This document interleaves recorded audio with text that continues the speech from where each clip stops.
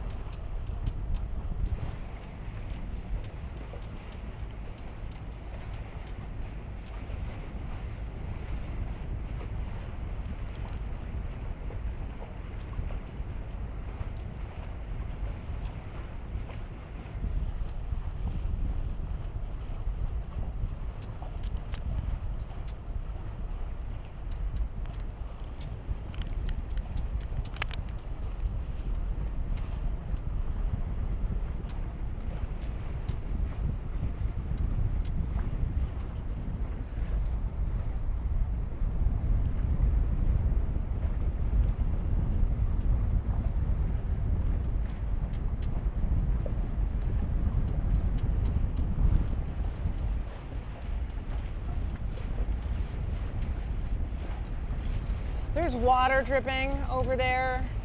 I don't know if you left the pump on or something. Oh, I probably did.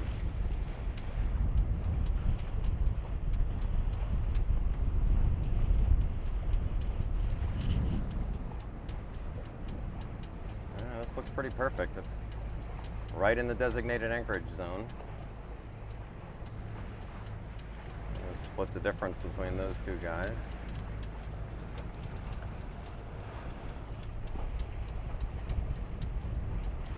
Okay, and just confirming that the anchor is ready to go down with all that. Yes. That cushion wants to blow away.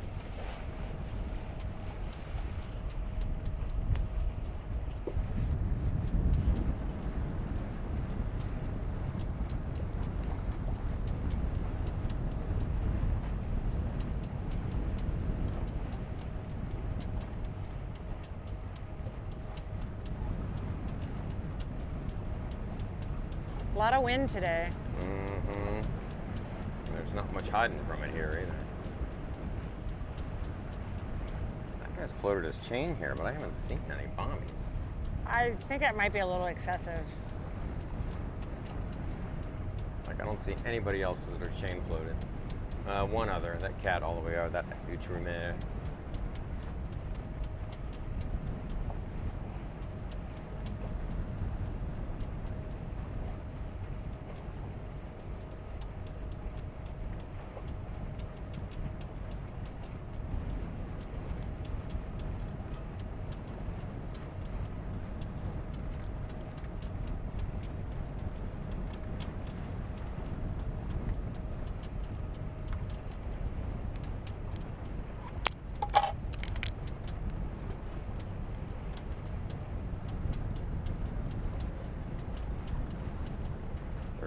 Feet.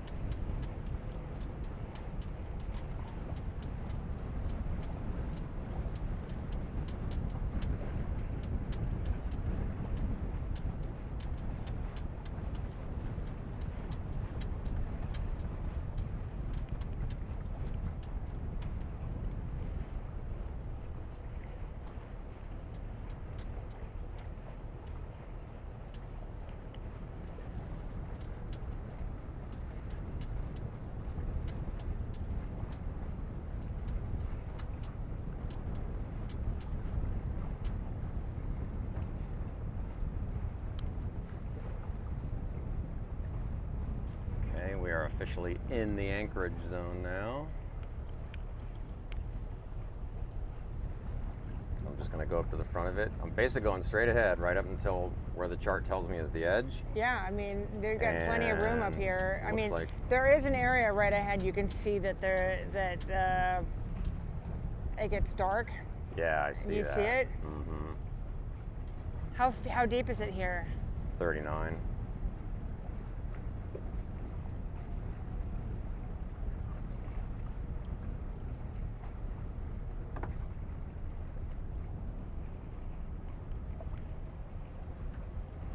Maybe, I mean, that dark has definitely got to be a bomby. Maybe we just drop behind him like we were doing. Yeah. But I wouldn't chicken out. I would try to go in.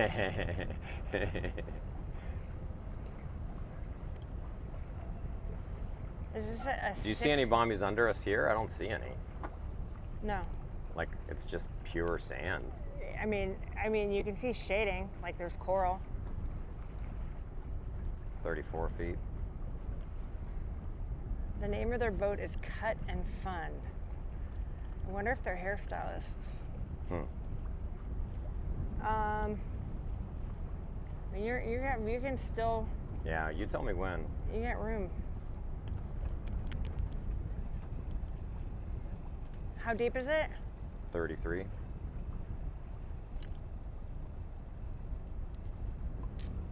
Yeah, I think right behind that big dark patch is going to be pretty good. So you tell me when I'm there.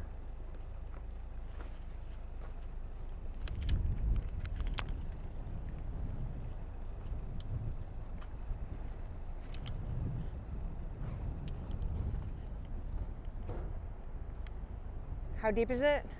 31. Cut and Fun. Oh, they're leaving, Steve. Our mega yachts are leaving. Oh, Keep on going, Steve. But then you don't want to drop it on one of these little coral reefs. no, I definitely don't. We want to drop it before we get that far forward.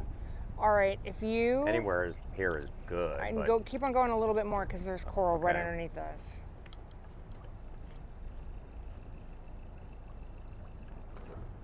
Like 5 more feet to port a little bit. 28 feet. 27 feet. I mean, it's almost like it's unavoidable. I would just drop it.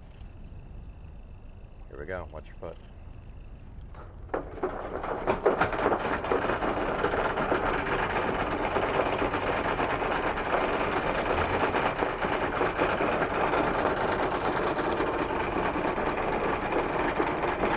I remembered to mark the waypoint. What? I remembered to mark the waypoint. I can't hear you. Okay.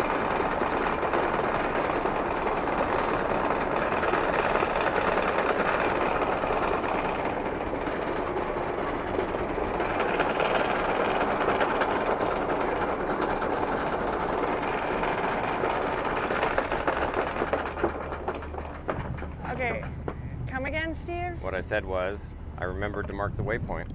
Oh, wow. All right.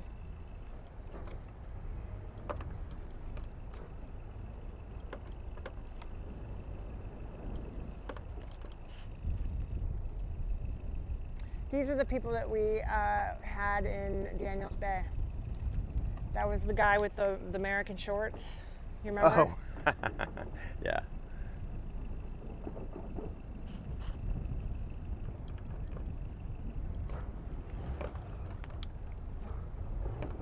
You're not directly over it if you're trying to pull it. No, I'm not. Okay. I'm trying to keep head to the wind. Point to the anchor for me. Straight ahead. Now? Now it is, yep. Now it's over here a little bit. All right. Like,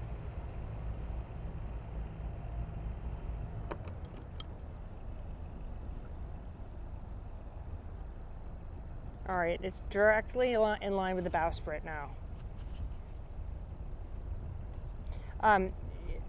Is it tight? It feels like it is. I mean, Like there's no slack in the chain, right? It's no, there's no slack in the chain. okay. All right, a little bit more coming.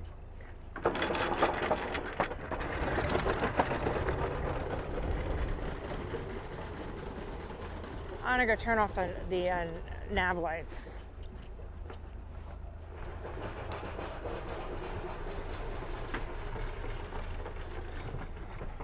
Hi guys, you're doing a good job.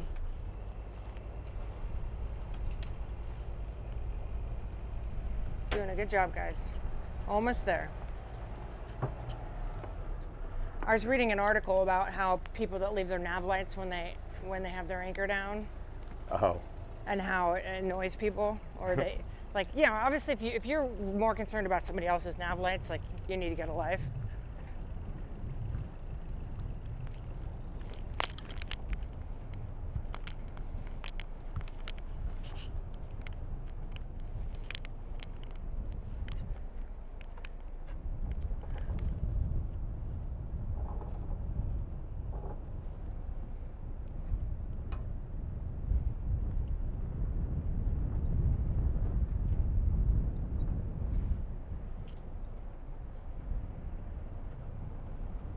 A lot of people packed on that catamaran and right there.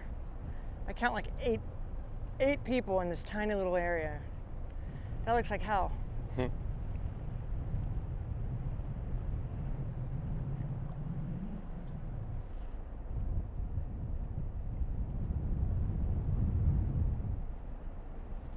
All right, it's feeling pretty good. Feels like it's gonna rain. It's going to. It is raining.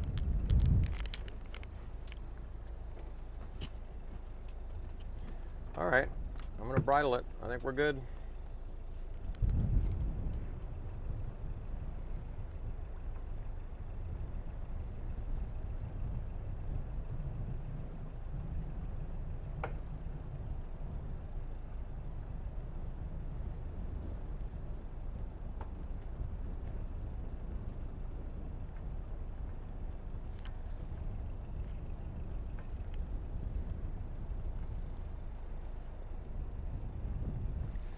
All right, headsets are done.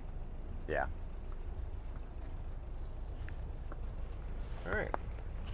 Made it look easy. I guess it turned off. Wow, that wind. Pugs, we did it. Going out there. Mommy's proud of you. I know, buddy. Hold on. There we are. Good job, guys. Oh. Ow. Oh. Oh my gosh.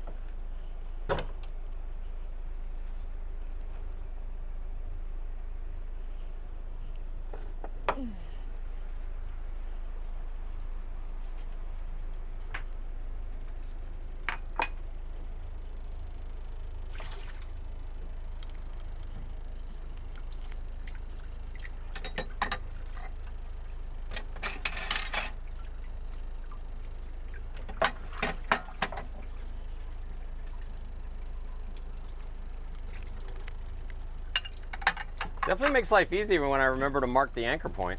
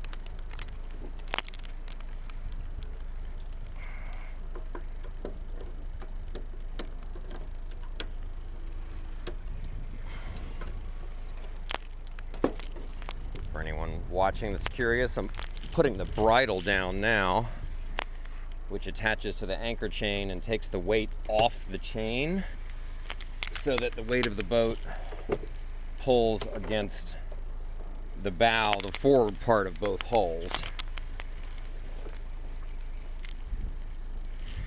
which takes the weight so that the windlass here is not bearing the weight. Or the pulling force, I guess maybe I should say.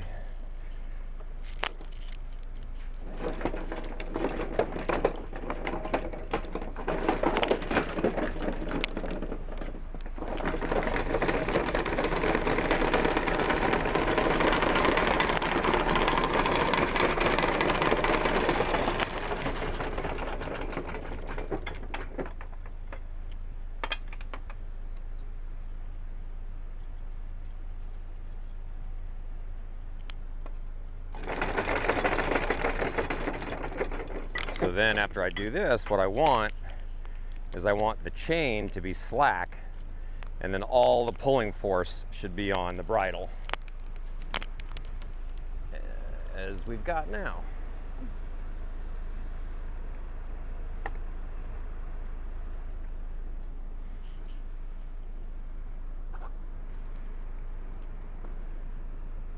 All right, that feels like a pretty good anchor.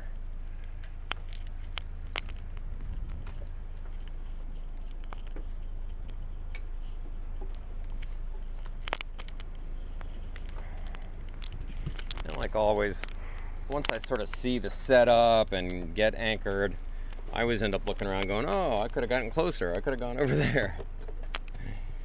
But I think we've got a good spot.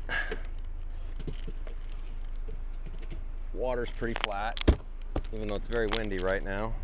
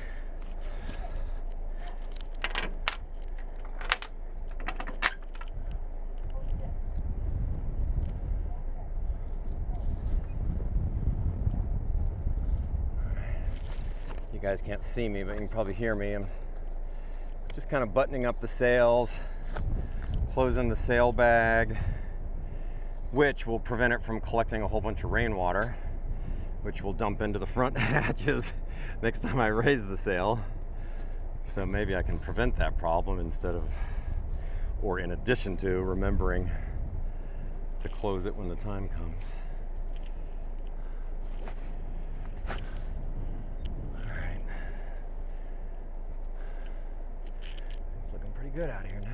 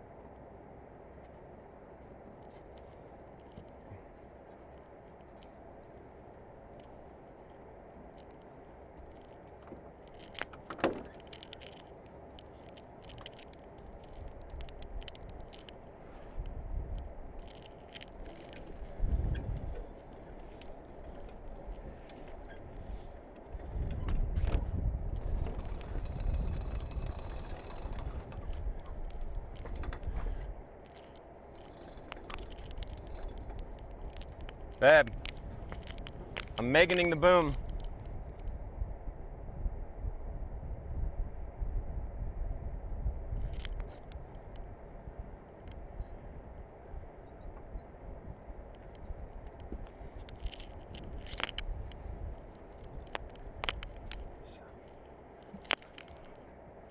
Doing the Meghan treatment on the boom.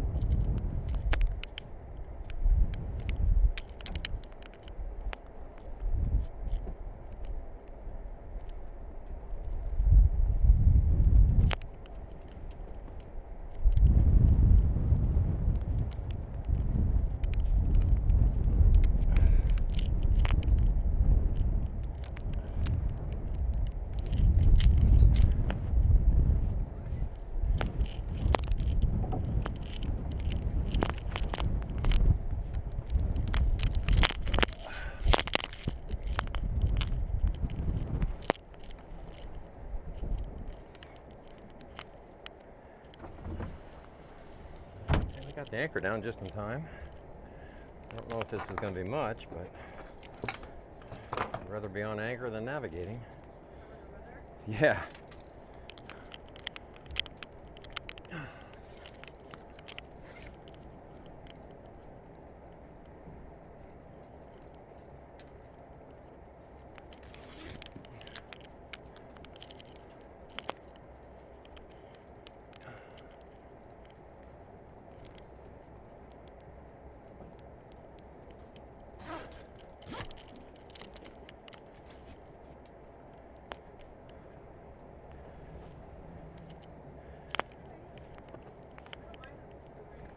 No, it's nice and cool. It's very comfortable.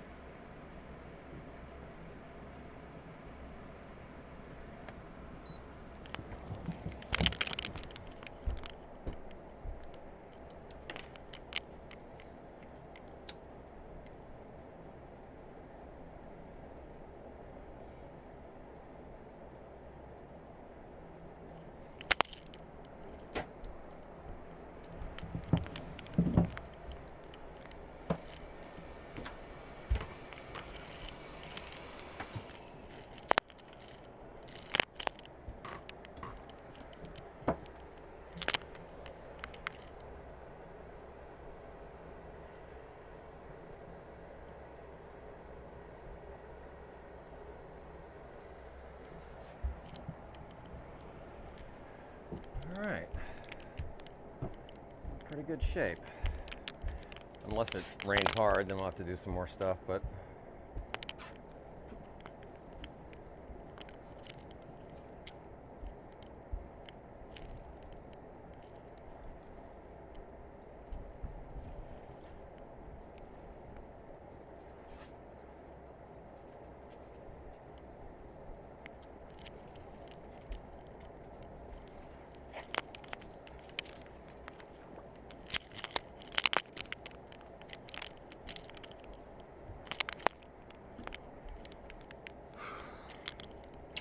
you just do that. Yeah. Yep. Yeah. Don't do anything.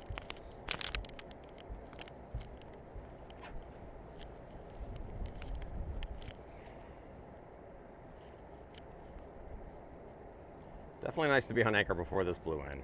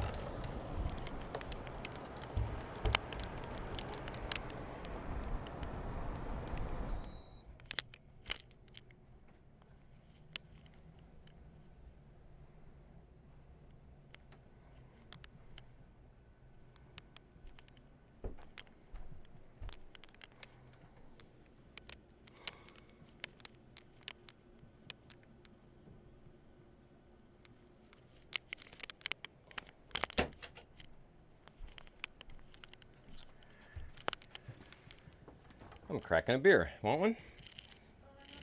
Okay.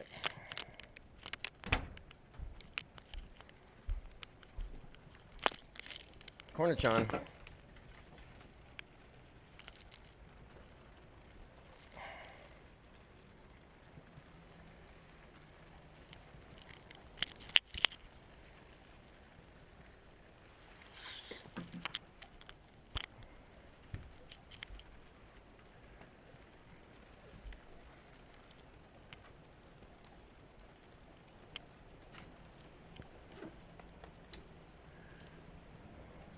We'll keep it a little bit drier. Do you want to drop that one or no?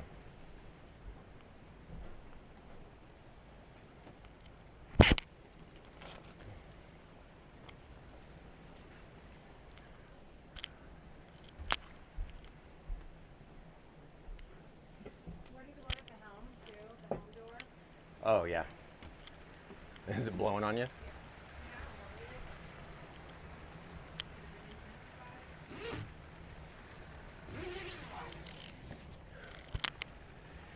Man, I'm so glad to have the anchor down before this. That worked out pretty nicely.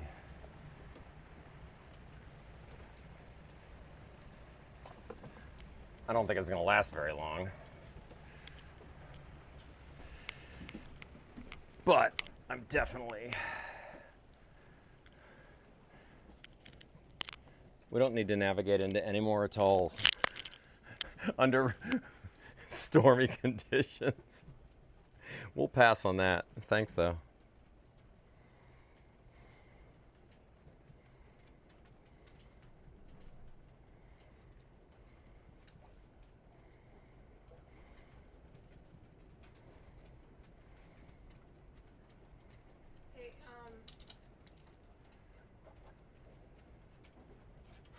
Nancy says rain is always not too far away from some Tuesday. That's so true, Nancy. My guess is this rain will be in and out of here in no time. We're gonna be chilling. Yes, Megan, what were you gonna say? Never mind. My phone's dead, so I can't text it to you.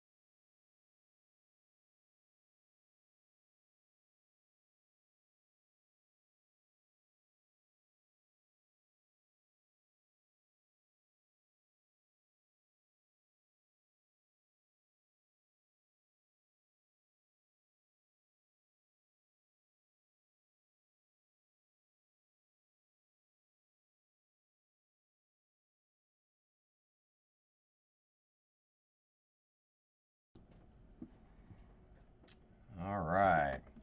All right, everybody, we're going to take a little break here, point the cameras out for a little while, and just chill out.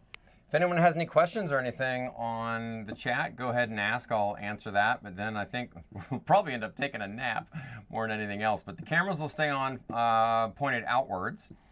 And so you can continue to see how beautiful everything is here. And we'll check back in with you again soon.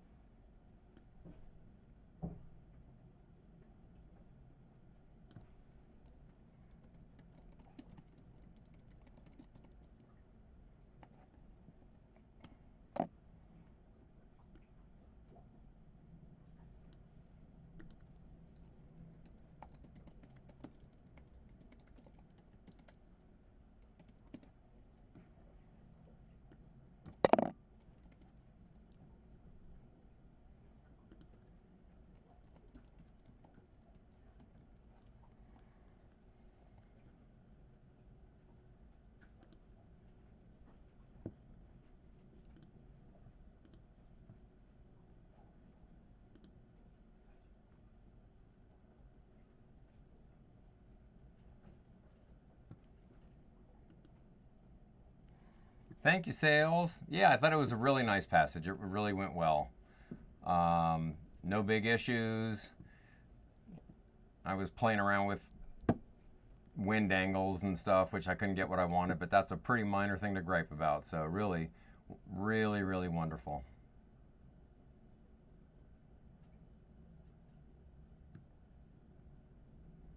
Thank you, Craig. Much appreciated. And we'll catch up with you guys again soon. I'm going to go take a nap. Cheers.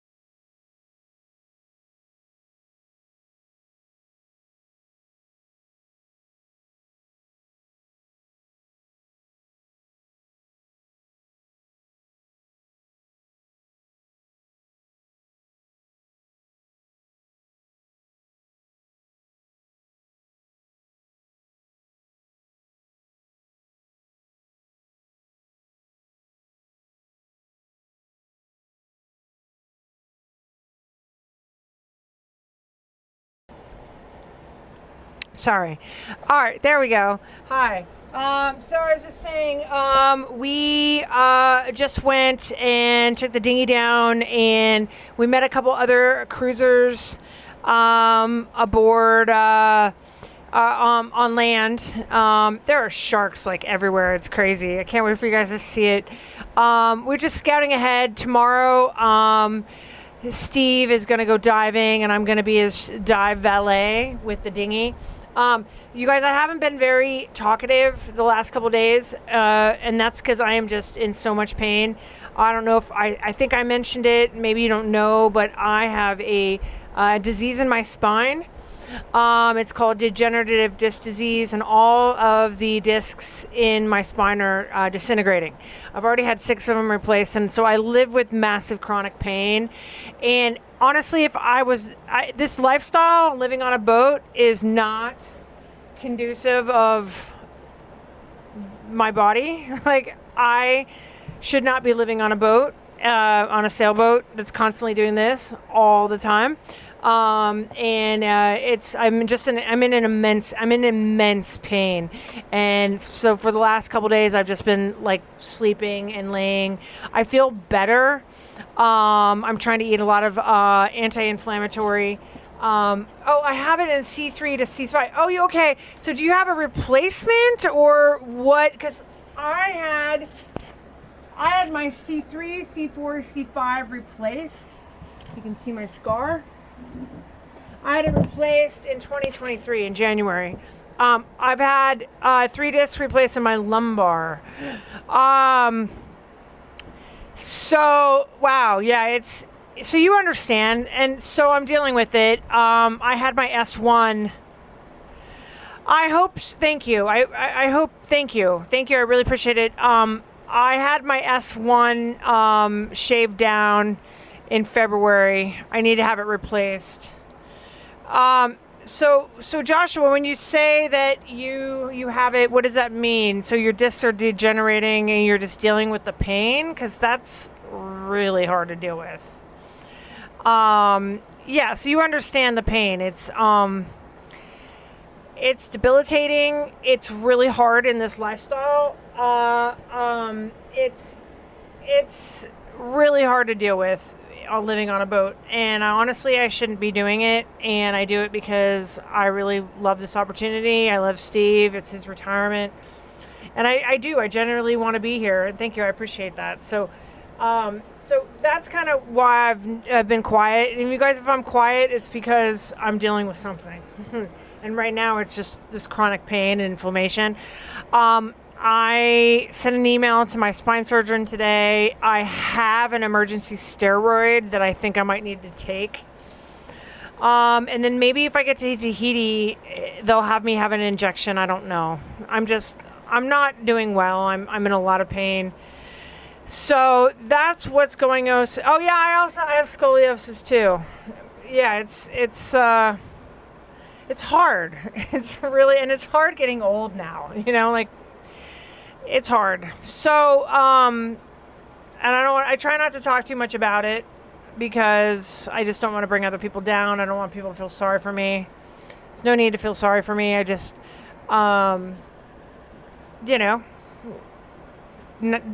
trudge forward. So, so Steve and I'm going to take him diving tomorrow in the dinghy. I'm going to be his dive valet. And so we went to go and look. Tomorrow, we've heard that it's going to be better for diving. It was from a birth defect. I'm sorry to hear that. Yeah, I have scoliosis too, so I understand. It's not easy. It's not easy to deal with, and anyone that tells me that they have it, I'm just like, wow, it's hard.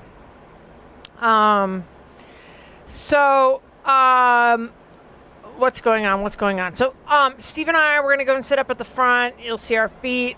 We're just hanging out up there, enjoying the night. We just had another mega yacht that rolled in, and we had a nice night. We went on shore to go and talk to some of the other boats. We're there and met some friends of ours and whatnot.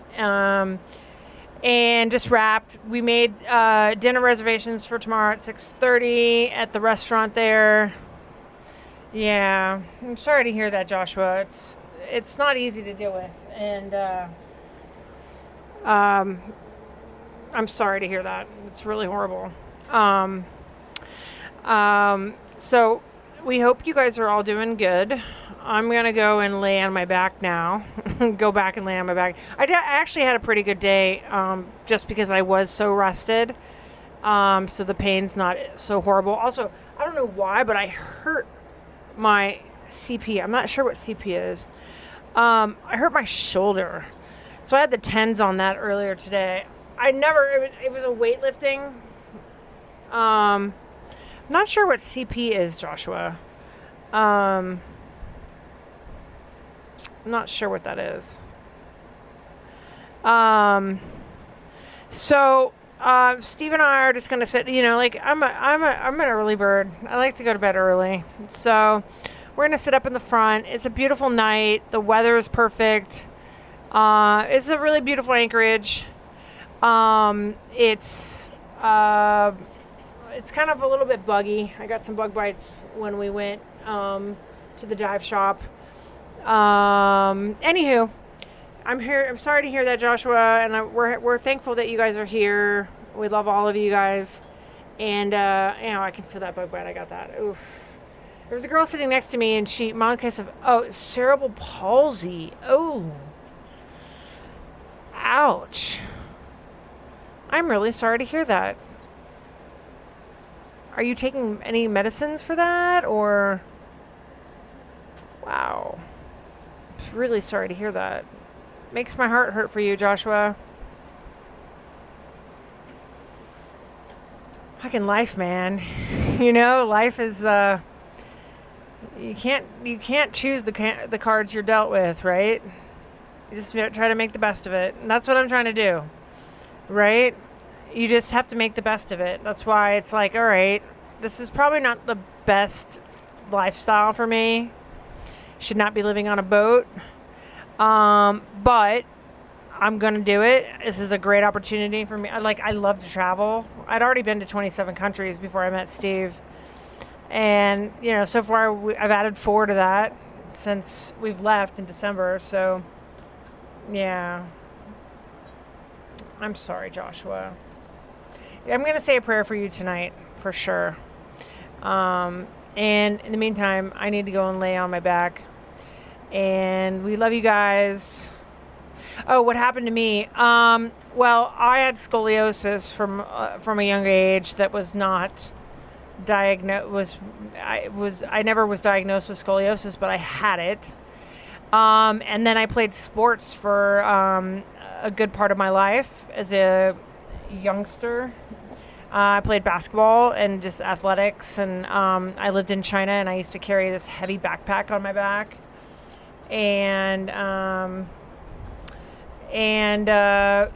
so it was part genetics, part my body makeup, part. If I would have known all these things, I wouldn't have been carrying around a heavy backpack. You can't go backwards. So, anywho, we love you guys. I hope you're having a great night. And we're thinking about you. And Steve and I will definitely say a prayer for you tonight, Joshua. And so we're going to go sit up there. I'm going to turn off the quad view. We'll turn our music back on. I'm going to go to bed early tonight, as usual. I'm an early bird. And wake up early and hopefully kick ass tomorrow.